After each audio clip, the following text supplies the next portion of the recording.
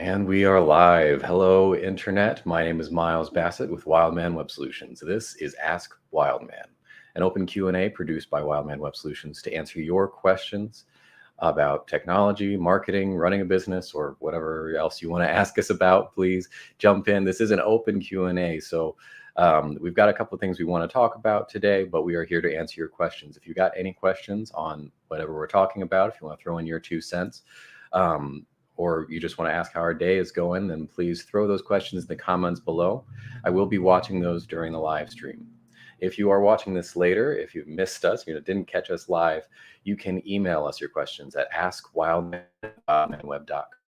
I have that below me in this little course. You can grab and we'll either reply to you or that question week's topic this week to Facebook, LinkedIn, and you can poison there and to watch us live next week. With that, we're going to go ahead and get going on this. I'm going to go ahead and bring in my friend and partner, Mike Hanna. There you are. Hey, Mike. Hey, good morning, Miles. How the heck are you doing? I'm doing good. How are you? Fantastic, but getting better. That's a good answer. Good answer. So we've got a couple of things we want to run through today. We've gotten a few questions from clients that we want to hit. But if you have any other questions, you want us to take a deeper dive, then please throw your questions in the comments below, and we'll hit those as they come up. Okay, also let us know how our live stream is working. Got a comment here that I may have glitched out for a second. That's entirely possible. So yeah, let us know if you can hear us, see us, if you're having any issues out there. Can hear you now, Miles. Yeah, did you want me to get into the specific website question that we had recently? Yeah, why don't you set up the scenario here, and let us know how we got here. Yeah, so this is a question that, I don't know, we probably get this at least every quarter, if not more often, where basically somebody called in, they had an older WordPress site, and I was talking to them about that and some different options, and before they had talked to me, they had basically arrived at the conclusion that they would either need to update their WordPress site and do that again, or maybe to use a different platform. And the one that they were looking at was Wix. And I know Wix is one of the most popular ones out there. Pretty much everybody is probably familiar with it. But I know Miles can get into a little bit more details of how that platform differs. But and basically the question was, why wouldn't I just use Wix? Do I really need to have something like a WordPress site for a small business? This happened to be a restaurant. And so, we talked through it and came up with some solutions and some reasons, some pros and cons. And of course, it's going to depend on the size of business that you have and what you're trying to do with your website. This particular restaurant was really just trying to be minimalistic. And so, on the surface, it could make sense of why do I need something that's a little bit more advanced than a Wix site. And so that was basically the question. Unfortunately, Miles, I had to answer that for him yesterday, so it probably wasn't near as good as the answer that you're going to give us today, because you truly are the expert in this realm. So let me just toss it over to you and let you kind of go through the pros and cons of Wix and WordPress, and maybe more relative, to the audience out there. What are the questions and what are the things that they should be looking at in their particular business to help them make a decision for picking a website platform in general? Yeah, well, you're right. We do get this question a lot. And that is why we do this live stream, to hopefully give us an opportunity to answer these questions a little bit better, a little bit more in depth, even if the particular person who asked that question isn't watching us live or anything. They can catch this later, or maybe someone else out there has the same questions. So regarding website builders, I think that the general answer to the question is that there's not necessarily a right or wrong answer across the board, but there is a right tool for the job. So each of these different platforms and technologies, at least amongst the big players out there, they have their own pros and cons. There are things that they can do very well, and the places where they make sense, and then places where they can be applied and in a inappropriate fashion. So it really does depend on you and your business, where you are, your stage of growth, and your priorities at the time, where you want to go. The problem arises in that it can be very difficult to switch from one thing to the other. It's not like you can pick to go with Squarespace today and WordPress tomorrow. Websites, while they don't last forever, they should last you at least a couple of years before you have to look at any kind of major remodel or even redoing it. The lifespans do kind of vary depending on the platform and how well they are built even within that platform. But you should be looking at this as a long-term investment. So I think that's one of the first mistakes that I see people make when they're trying to make this decision, which tool they're going to use to make their website, is that they look in the short term. They think, what do I want to do right here and right now? And they miss the bigger picture that is looking at, where do I want to be in 3 to 5 years? And is this tool going to accommodate that kind of growth and that kind of change? And so while they might pick something and do something that works really well for them at that moment, 2 years go by, or even 6 months go by, priorities change, things shift around, and all of a sudden they have outgrown this brand new tool that they've implemented in their business. Mm-hmm. So I guess that's my first word of caution here when it comes to picking the right tool for the job, is make sure to think about this question in the long term. Think about the challenges that you and your business are going to face. Of course, we can't predict everything, but do your best to kind of understand what your next couple of steps are, what your path is moving forward, and pick a tool that's going to grow with you.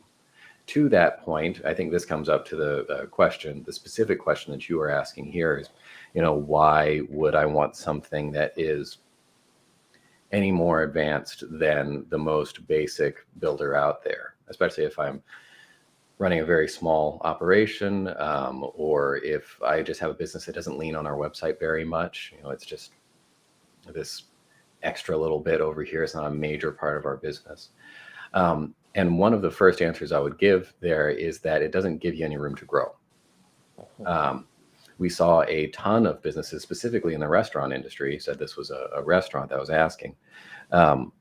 When COVID hit, all of a sudden they needed to shift and be an online platform. They needed to be selling everything online, accepting curbside deliveries, doing to-go, doing delivery. People were doing orders through people's websites, through third-party softwares, and then through mobile apps. And the restaurants that could cope with that either already had that situated, or were able to shift into that, really succeeded. And the ones who weren't able to shift into that, they had a harder time. So you never know what's going to happen, but giving yourself a little bit of room to grow, I think, is probably a good route for a lot of people if you can pull it off. So with that said, I do want to jump into a couple of the specific platforms and talk about pros and cons there. Before I jump in, Mike, did you have anything to add? Any 2 cents on that? Well, maybe you're about to hit this, but yeah, I was wanting just if you could give us, and you just did give, I guess, one example of online ordering, but what are some of these things that maybe people aren't thinking about today that they may want to use later on in the future that, for example, a Wix site is not going to be as accommodating for them? E-commerce, obviously, SEO. What are some of these specific examples that people may one day have a light bulb go off and go, oh, I want to do that, and find out that the platform they're on is not really the best, most conducive way to accomplish it? There's a lot that you can do with a website. Now, of course, we think about this all day, every day as a digital agency, but if you're running a different kind of business, if you're running retail, if you've got a restaurant, maybe you're running a nonprofit, I don't know, but you're probably focusing on what it is that you do, and you don't think about all the things you can do with the website all day, every day. We do, and there's a ton of stuff that businesses of all kinds can do to leverage their website more and more. So if you end up moving into any kind of space where you're doing something, you're actually using your website, it's very possible that you can hit a ceiling there based on the platform that you're running. E-commerce is one really good example. If you want to shift and start selling online, it has some obvious advantages where maybe you aren't quite as limited as you are in a brick and mortar storefront. You can sell nationally, internationally.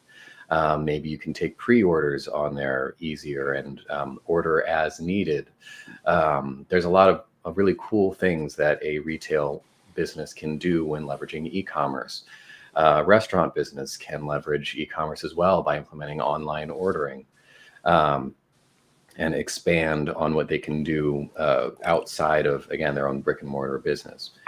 You mentioned SEO as well. That's search engine optimization. That's optimizing your website and extended online presence to show up in search when someone searches for your company, your industry, or the products or services that you offer.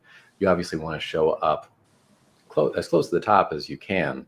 And so the practice of optimizing a website or an online presence as a whole to show up for those kinds of searches is called SEO. All of the different platforms are going to have their own SEO tools, either built in or third-party providers, and they're all going to have their own limitations. Across the board, if you pick a simpler tool, you're going to be able to do less with it. The trade-off is basically this. There's one big, huge spectrum from the simplest tool in the world all the way up into custom software development, big fancy schmancy web application. And that spectrum kind of goes like this. From one end, it's really easy to get started. You don't have to be technical to get going. You can click a couple of buttons and get something up on the internet. So you can go to whatever yournamebusiness.com and arrive somewhere. And you can see some basic information about who you are, what you do, and how someone can find you. It's really easy to get up and going. You can get started quickly and cheaply and efficiently, all the way up to the more advanced stuff where it's going to be a lot harder for you to get spun up quickly. You have to know a lot more and have a lot more technical proficiencies. The reverse of that is that the quick and easy do-it-yourself models aren't going to have as much that you can do with them once you get up and going. So if you really want to run a very advanced SEO campaign where you are showing up #1 on Google for a large competitive market, you're not going to be able to do as much. You're not going to be able to be as effective because all you have is this built-in little SEO tool where you can put in your list of keywords and hope that the platform does it for you. Versus a more advanced website builder or website platform can allow you to do some very complex digital marketing campaigns and SEO campaigns. This goes for, this is something that maybe we can toss back over to Mike here, for social media campaigns. If you're running campaigns on Facebook, or if you're doing paid search campaigns, so you're doing Google Ads or something along those lines, there's a lot more that you can do with these with these more complicated customizable websites than maybe you can do with some of the DIY builders. Mm-hmm. So that's kind of the trade-off that you have. The comparison that I give, which is probably a little bit outdated, I haven't seen one of these in a while, is a manual versus automatic transmission in a car. Mm-hmm. If you jump into a car that has an automatic transmission, any idiot can drive that car. One pedal is go, one pedal is stop, steering wheel. It's very simple, very quick startup, there's not much of a learning curve there. So it's pretty easy to jump into the car and get going. On a stick, you got to learn. Anyone out there that's learned how to drive stick, the first time that you do it, you kill the engine a bunch of times, you shake everyone around, everyone in the car gets whiplash. It's a fun process for whoever is not driving. So it's a little bit harder to get up and going and to learn how to even get any motion in the car at all, let alone drive smoothly and effectively. But once you do that, you have a lot more control over the car. You can feel the engine. You can do a lot more with it. So you see these high-end sports cars, race cars, or even big rigs that are towing a lot. It's nice to have some manual options when you're towing something a little bit heavier than your car is supposed to be pulling, for example. So there's a lot of things that you can do with a manual car that you can't do with an automatic. At the very least, you have a much more direct connection to the engine of that vehicle. So that's kind of the analogy that I like using here On one end, you can get up and going very easily, but you're going to have less control over it. And at some point, you're going to hit a ceiling as regarding the functionality of the website. On the other end, it may be a little bit more challenging to get up and going. You probably have to pay a professional to get that kind of website up. But once you do get it up, you can do a whole lot more with it. You can run very advanced digital marketing campaigns. You can optimize it for search. You can even build in automations and have it work for you and be more of a tool in your business rather than just the online business card that says, here I am, here's where to find me. So I don't know if that answered the question very well. I can go into some more specifics and the specific tools here, but I think that is generally the question that people are asking. And it plays into my first answer of, think of where you're going. If you're just starting up a business right now and it's just you and you have $2 to your name and you need to get something up online quickly so that people can at least find you, then maybe jumping on a DIY platform, getting a Wix site, you can just kind of drag and drop stuff in there and you can get something that looks pretty professional, even if you've never built a website before, using a tool like that. It's all in one, so your domain's built in there, your hosting's built in, everything is already kind of packaged up and ready to go for you. So it's pretty easy for someone like that to get up and going. If you have a more established business and you're wanting to do more with this, you have the resources to put towards building something a little bit more advanced. And I'm not talking about building a rocket ship over here. This isn't brain surgery. This isn't rocket science, whatever analogy you want to use. But if you have a little bit more that you can put into this, then something a few steps up, like a WordPress site is a good example of something that's kind of middle of the road there, where you can do a lot more with it. You're not going to have as much limitation as you are with a Wix site, for example, but you're going to have to go and make a couple of other decisions. You have to decide where you're going to host. You have to get your domain registered because all that doesn't come pre-packaged. You either have to know how to put it all together or work with someone who knows how to put it all together. But you're going to be able to do a whole lot more with it. So there's a time and a place for all of these different kinds of tools, all the way up to big businesses that are running, multi-billion-dollar businesses. They are building their own custom web applications that aren't even built on a CMS or anything like that. They're building their own thing from the ground up because they have the money to afford it and it's beneficial for them at that scale. So you just got to figure out where you are with your business, where you're going to be in the next couple of years, and make sure that you are picking a tool set that makes sense for where you are and where you want to grow. And then combine that with the time and resources that you have available to you. Yeah, I think you hit it on the head there, Miles.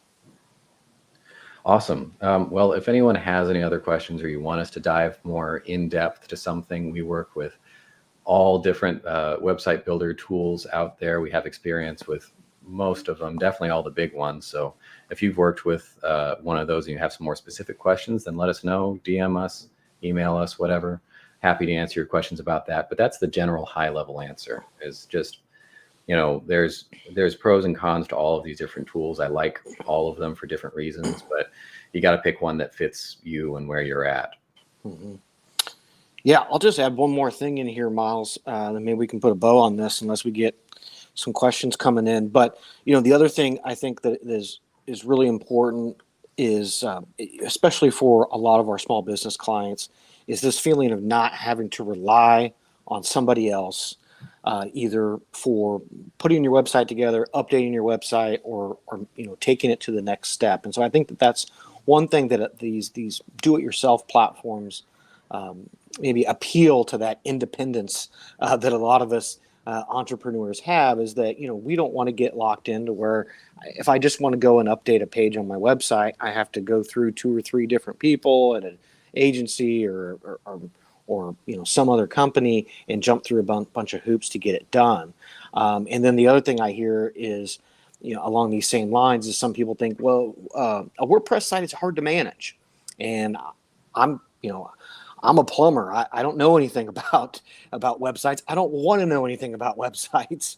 But at the same time, I don't want to be totally reliant on somebody else like I said, you have to have some sort of level of independence, and so this is something that I don't know how many people are aware of this, but for example, we have a part of our platform that we use on our WordPress site, something called Website Pro, which is allows somebody to go in on the back end with absolutely no computer experience whatsoever and make all the updates that they would ever want to do to their website. They could add a whole new page and build onto it if they want. And it's all drag and drop, much like these do-it-yourself platforms are. And so we found that is kind of a happy medium for a lot of small businesses out there, is that they get the more professional looking and feeling and user experience and all the bells and whistles that would come with something like a WordPress site, but they are also independent in the sense that they can go in and manage it themselves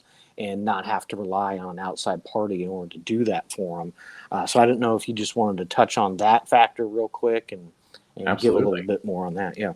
Yeah, I think you are absolutely right, in that there is that want, that need to not be reliant on someone else, especially when we have a lot of people come in that have maybe had a bad experience with a former web developer or another agency where they weren't responsive enough, they wouldn't answer questions, they just needed to get something updated on the website and they couldn't make it happen. Right. And so there is something appealing about the DIY model in that you can do it all yourself, and you don't have to rely on someone else.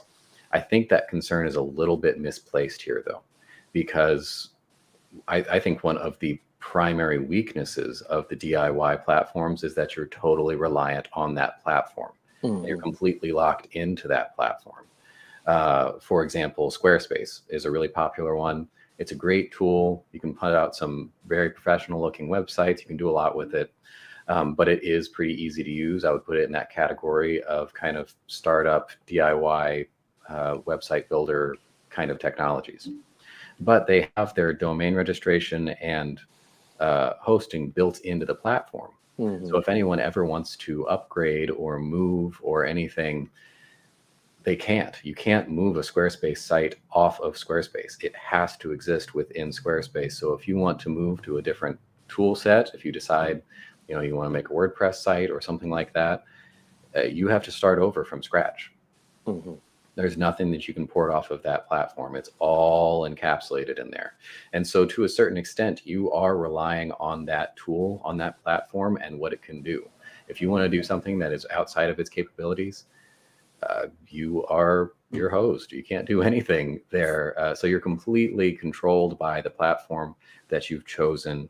And in that way, I think that I've seen lots of small businesses that wanted that kind of autonomy, that kind of control, get hamstringed by just picking the wrong tool, and just be limited by the tool itself.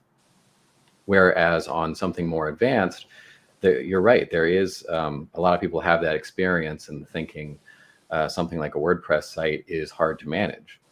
And that can be the case if you either set it up yourself or if you had someone set it up for you that maybe didn't know what they were doing very well, or just didn't go too far into it, and you've got a really basic setup there, then there's a lot going on. There's a lot of moving parts. Mm-hmm. It's a more advanced tool, so you can do a lot more with it, but that means that you have to do a lot more with it.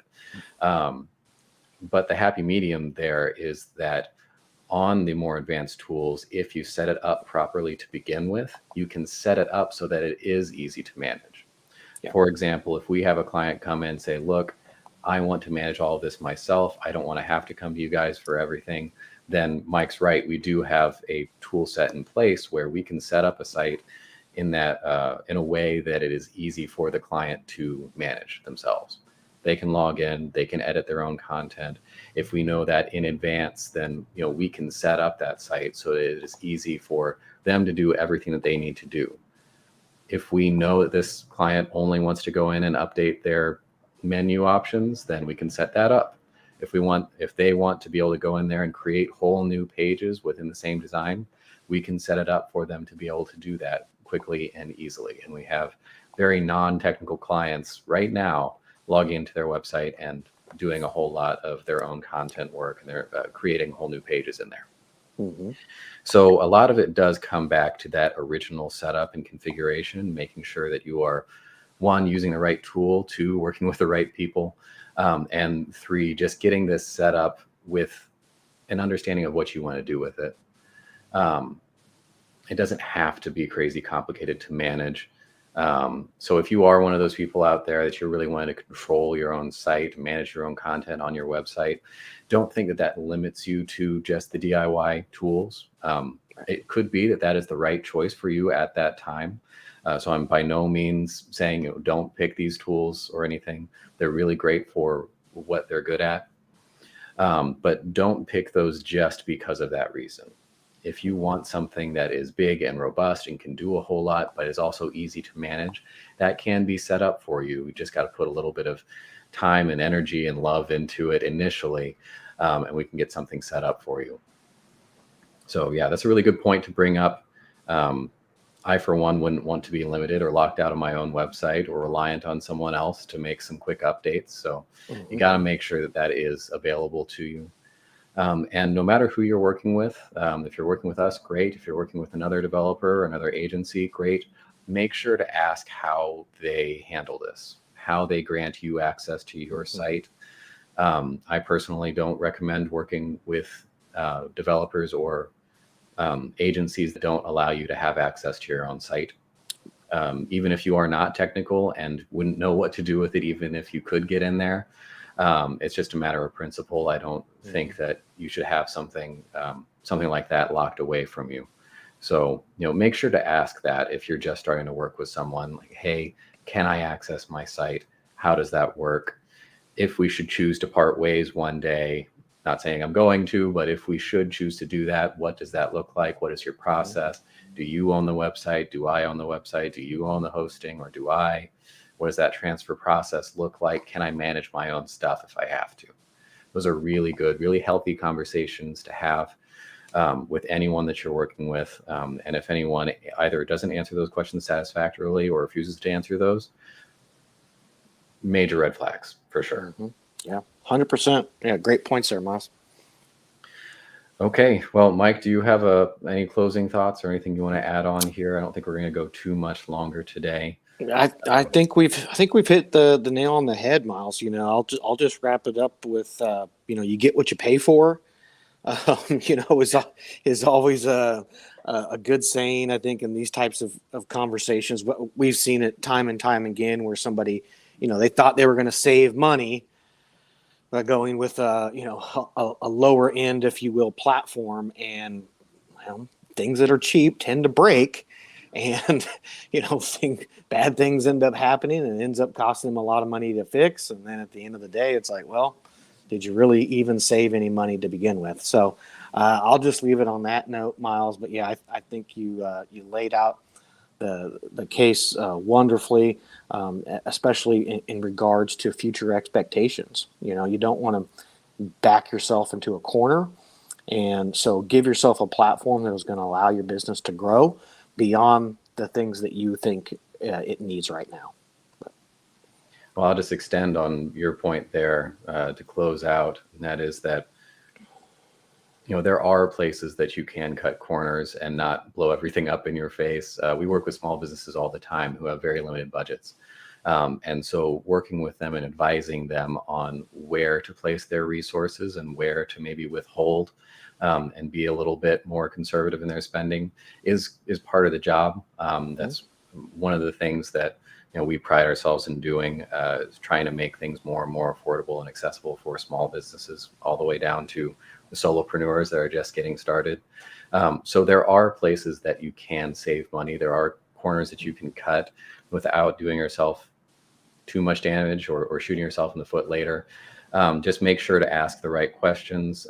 Talk with someone like us, either us or someone else in this space, and try to get some advice there before you start making long-term serious choices like your choice of website platform. With that, we'll go ahead and close out. If you have any other questions, you want us to expand on anything here, if you have a more a direct experience with something that we've been talking about, then please throw that in the comments below. We'll reply there. You can also email us at askwildman@wildmanwebsolution or at wildmanweb.com. Also visit our website, wildmanweb.com, for more information. Mike, thank you as always. We'll see you next week. Appreciate it. All right. Thank you, everyone, for tuning in here. Again, if you have any other questions, just visit our website, wildmanweb.com. You can also follow us on social at wildmanweb across any of the platforms. DM us there, and we'll try to answer your questions as best as we can. Otherwise, we'll see you next week.